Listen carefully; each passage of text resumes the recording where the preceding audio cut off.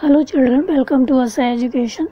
आज हम करेंगे सीबीएसई की 10वीं क्लास की हिंदी की किताब स्पर्श के काव्य खंड से लिया गया 5वां चैप्टर पर्वत प्रदेश में पावस। इसकी हम करेंगे एक्सरसाइज।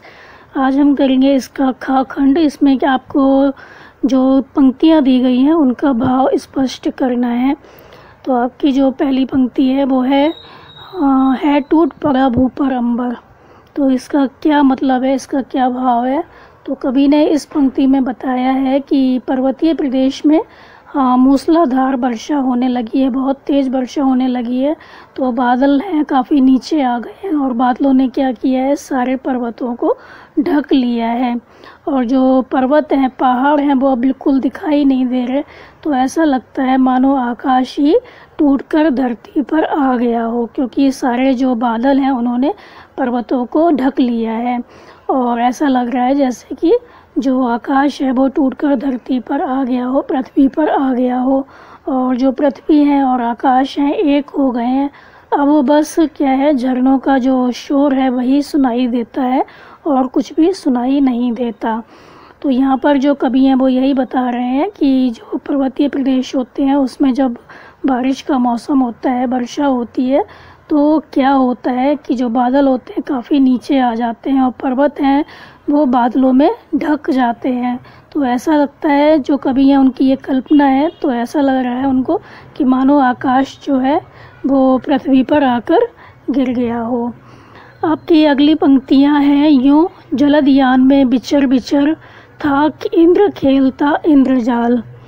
तो यहाँ पर क्या बताया गया कि जब पर्वतीय प्रदेश में वर्षा होती है तो पर्वतों पे जब बारिश होती है, पहाड़ी इलाकों में जब बारिश होती है तो वहाँ पर क्या होता है, पल पल प्रकृति है वो अपना रूप परिवर्तित करती है। कभी गहरे बादल आ जाते हैं, कभी तेज़ वर्षा हो जाती है और कभी कभी इतनी ज़्यादा धुंध होती है तो ऐसा लगता है कि जैसे तालाब से धुआं उठ रहा हो। तो ऐसा लगता है जैसे कि तालाब में आग लग गई हो। तो ऐसे वातावरण को देखकर जो कवि हैं वो कल्पना करते हैं कि ऐसा प्रतीत होता है जैसे कि वर्षा के जो देवता हैं इंद्र, वो बादल रूपी यान में बैठकर जादू का खेल दिखा रहे हों। जैसे जादूगर होता है वो बहुत जल्दी कभी कुछ दिखाता है, उसी तरह पर्वतीय प्रदेश में जब वर्षा होती है तो वहाँ पर भी हर पल प्रकृति का जो रूप है वो बदलता रहता है। आकाश में जो उमड़ते घुमड़ते बादल हैं उनको देखकर ऐसा लगता है जैसे पर्वतों ने क्या किया है, बादल रूपी पंख लगाकर जो पर्वत हैं वो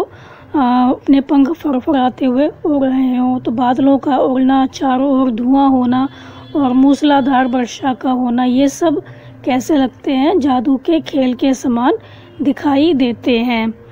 आपकी अगली पंक्तियां हैं गिरवर के उर से उठकर उच्च आकांक्षाओं से तरवर है झांक रहे नीरव नभ पर अनिमेष अटल कुछ चिंता पर। तो इन पंक्तियों में जो कवि हैं वो क्या कहते हैं कि वृक्ष भी पर्वत के हृदय से उठकर ऊंची आकांक्षाओं के समान शांत आकाश की ओर देख रहे हैं। तो पर्वतों पर क्या होता है, वृक्ष होते हैं, पेड़ होते हैं। तो कवि की क्या कल्पना है कि जो ये वृक्ष हैं जो कि पर्वतों के हृदय से निकल रहे हैं वो क्या है, पर्वतों की ऊंची ऊंची आकांक्षाएं हैं। और ये जो वृक्ष हैं वो बिल्कुल शांत होकर आकाश की ओर देख रहे हैं। तो वो आकाश की ओर स्थिर दृष्टि से देखते हुए यह प्रतिबिंब करते हैं कि वह आकाश की ऊंचाइयों को छूना चाहते हैं। तो हमारी क्या होती है, बहुत ऊंची ऊंची इच्छाएं होती हैं, हमारा दिल करता है कि हम ये करें वो करें। तो इसी तरह जो कवि हैं वो भी यही कल्पना कर रहे हैं वृक्षों को देखकर कि ये क्या है, जैसे कि मनुष्य की ऊंची ऊंची आकांक्षाएं होती हैं, उसी तरह ये जो वृक्ष हैं वो इन पर्वतों की ऊंची ऊंची आकांक्षाएं हैं और ये शांत आकाश की ओर देख रहे हैं। इनको देखकर ऐसा लगता है कि ये आकाश की ऊंचाइयों को छूना चाहते हैं। इसमें उनकी मानवीय भावनाओं को स्पष्ट किया गया है कि मनुष्य भी सदा आगे बढ़ने का जो भाव है वो अपने मन में लिए रहता है।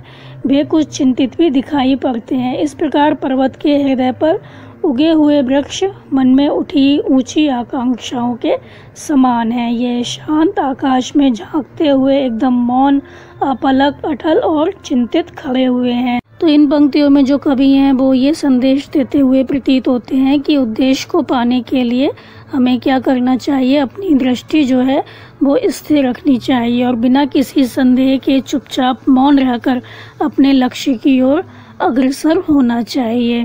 तो यहाँ पे हमारा जो चैप्टर है वो ख़त्म हो गया। आप इसको अच्छे से समझ कर याद कर लीजिए और हमारे चैनल असह एजुकेशन को लाइक कीजिए, सब्सक्राइब कीजिए और शेयर करना बिल्कुल मत भूलिए। Thank you.